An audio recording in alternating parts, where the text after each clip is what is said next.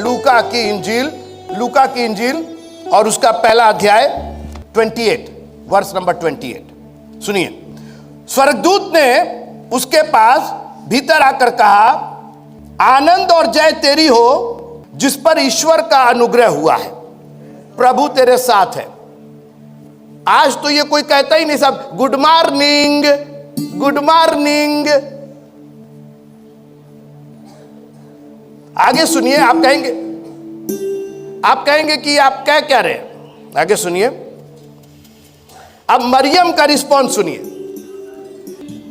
वह उस वचन से बहुत घबरा गई। जानते क्यों?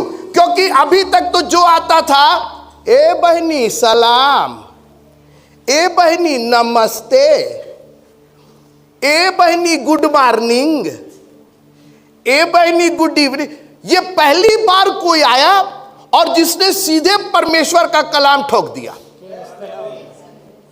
वो इस वचन को सुन के घबरा गई। और आज भी आप परमेश्वर का कलाम नहीं सुनना चाहते, आपको घबराहट होती है। आपको याद है बागे अदन में जब परमेश्वर ने आदम को पुकारा तो आदम ने क्या कहा कि मैं तेरे शब्द को बारी में सुन के डर गया था। यह परमेश्वर का कलाम डराएगा आपको, तभी आप दुनिया का सुनना चाहते हैं। फलाने नेता ने क्या कहा, फलाने अभिनेता ने क्या कहा, हमारी मौसी क्या कही, हमारी भाभी क्या कही, दुनिया के रिश्तेदारों सबका सुनने में आता है, आपको परमेश्वर का कलाम नहीं सुनने में आता है, क्योंकि आपको घबराहट होती है। ये आईना है ना जो भीतर से बाहर दिखाता है। आप सुबह उठ के सबको गुड मॉर्निंग पहले भेजते हैं, क्योंकि अगले को वचन भेज देंगे तो वो घबरा जाएगा। आदत नहीं है, वचन की आदत नहीं है हमको। शैतान तो चाहता ही है कि आप सब सुने, गुड मॉर्निंग सुने, गुड इवनिंग सुने, सलाम सुने, नमस्ते सुने, नमस्कार सुने, सब सुने, खाली परमेश्वर का वचन ना सुने आप।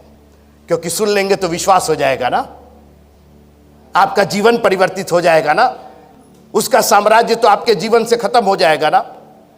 3 जगह वचन की बात हुई है, 3 जगह।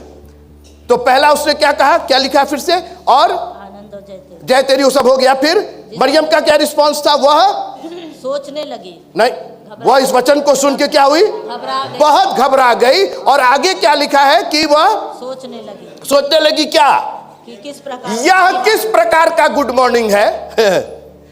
अभिवादन का मतलब यही ना होता, हम लोग जब मिलते हैं तो क्या बोलते हैं, नमस्ते, जय मसीह की, हाँ यही सब बोलते हैं।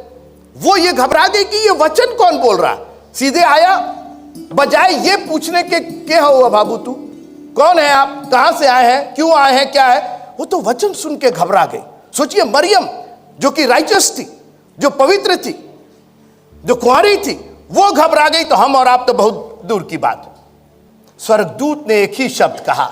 उसने पूछा कि ये क्यों कर होगा भाई, हम तो कुंवारे हैं, अभी तो मेरी शादी भी नहीं हुई है, और ये आप क्या क्या बात कर रहे हैं। स्वर्गदूत ने कहा, एक ही बात कहना चाहेंगे, पढ़िएगा 37, हम ही पढ़ दे रहे हैं 37। क्योंकि जो चंगाई,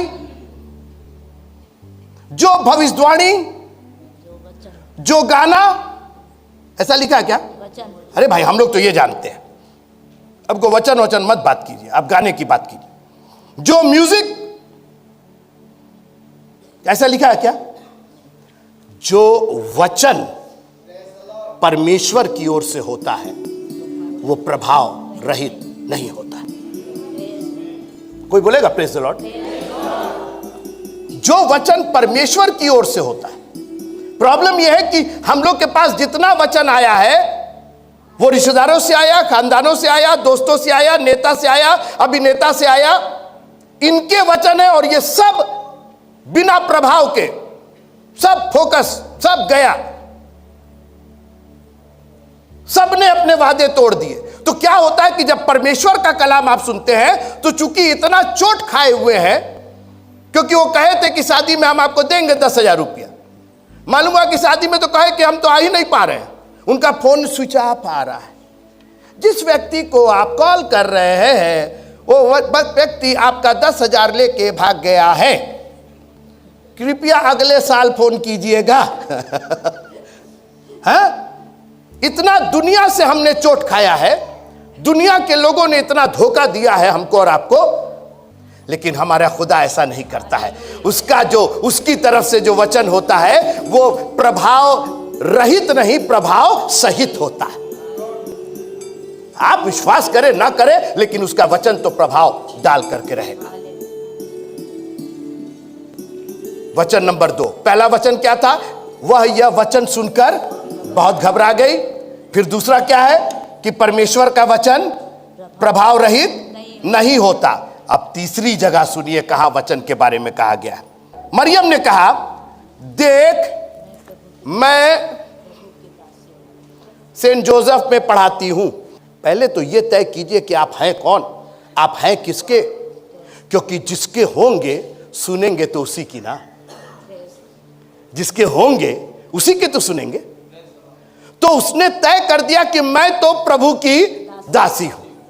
आप होंगे जिसके दास, आप होंगे मैं तो प्रभु। एक मिनट, तो आप दासी हैं तो आपका कोई मालिक होगा कि नहीं होगा? भाई मालिक के तो दास होते हैं, मालिक के ही तो दासी होती है। तो अगर आप दासी हैं तो वो मालिक हुआ कि नहीं हुआ? तो दास और दासी किसकी सुनेंगे? पड़ोसी की सुनेंगे, नेता की सुनेंगे, अभिनेता किसकी सुनेंगे? मालिक की सुनेंगे। सीधी सी बात है। तो उसने तय कर दिया और उसने कहा कि सर मैं तो प्रभु की दासी हूं, यह तय है। और जब यह तय हो गया तो आगे क्या लिखा हुआ पढ़िए, सब लोग पढ़िए जोर से जी। मैं प्रभु की दासी हूं और मुझे तेरे वचन के अनुसार। That's it. 3 जगह वचन की चर्चा हुई है। उसकी पैदाइश में 3 जगह वचन की चर्चा हुई है। वो ये वचन सुनकर घबरा गई।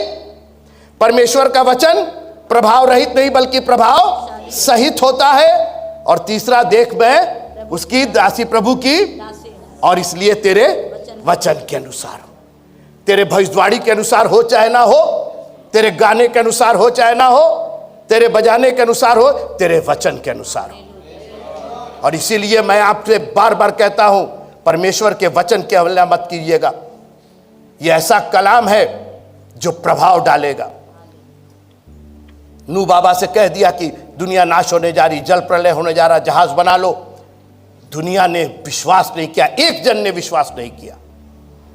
खाली नूह बाबा, उनकी वाइफ, 3 बेटे 3 बहू, 8 लोग। सोचिए पूरी दुनिया में खाली 8 लोग विश्वास किया, क्योंकि बाकी लोगों ने इतना धोखा खाया था। बोले अरे पता नहीं होगा कि नहीं होगा। हुआ ना, 8 लोग बचे कि नहीं बचे? अपने को बचाइए। हमारा पड़ोसी नहीं मानता है, हमारे आगे वाले नहीं मानते, हमारे पीछे वाले, हु केयर्स? हमको तो नाव में जाना है, हम तो बचाए जाएंगे। अकेले क्यों ना हो, हम अकेले जाएंगे। इब्राहिम से, सारा से कह दिया, तुम क्या बोला? क्या समुद्र के बालू के किनकों के समान तुम्हारा वंश होगा। अभी तो एक के किनका नहीं हुआ है। लेकिन लिखा है कि अपने मरी हुई दशा में उसने विश्वास किया, क्योंकि परमेश्वर का कलाम था। लवीन मोरार का कलाम होता तो अब्राहम भैया मत मानते चलेगा। हमारा कौन भरोसा है? हम तो आज कह रहे हैं, कल को मुकर जाएंगे।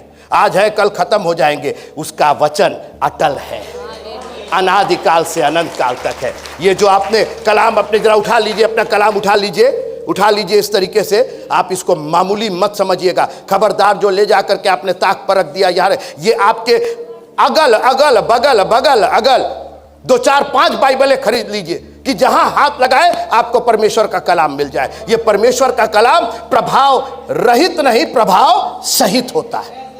ये परमेश्वर का वचन है। एक बार आपको यह समझ में आ जाएगा ना, एक बार आपको इसकी आवाज समझ में आ जाएगी, आशीषों की बरसात आपके ऊपर हो जाएगी। आप हैं मेरे साथ? दुआ करते हैं। खुदावंद बड़ी बरकत दीजिए। राबा शिंदा रा बाबा, हाँ राबा बाबा। बैठे बैठे अपने हाथों को उठा के दुआ कीजिएगा थोड़ी देर। उसका धन्यवाद, इस कलाम के लिए धन्यवाद कीजिएगा। जो कलाम मरियम को मिला, जो कलाम यूसुफ को मिला, जो अब्राहम को मिला, वो कलाम आपके हाथों में है। सोचिए आप। वाह रा बाबा शंदारा राबा, हाले रा बाबा, रा बाबा शंदारा रा बाबा, वाह राबा। Thank you Jesus, hallelujah. हमको बीमारों के लिए दुआ करने की जरूरत ही नहीं है, उसने अपना वचन भेज करके चंगा किया है।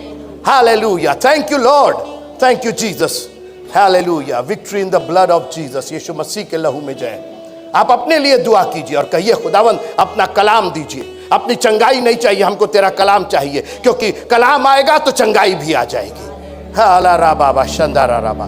Thank you Jesus, thank you Lord. Hallelujah, hallelujah. थोड़ी देर उससे प्रार्थना कीजिए, उसका धन्यवाद कीजिए, उस कलाम के लिए, इस जिंदगी के लिए। हालेलुया, तेरा धन्यवाद करते हैं प्रभु जी। जय तेरी है खुदावंद, तेरा धन्यवाद करते हैं। हालेलुया। बोले यीशु मसीह की, यीशु मसीह की।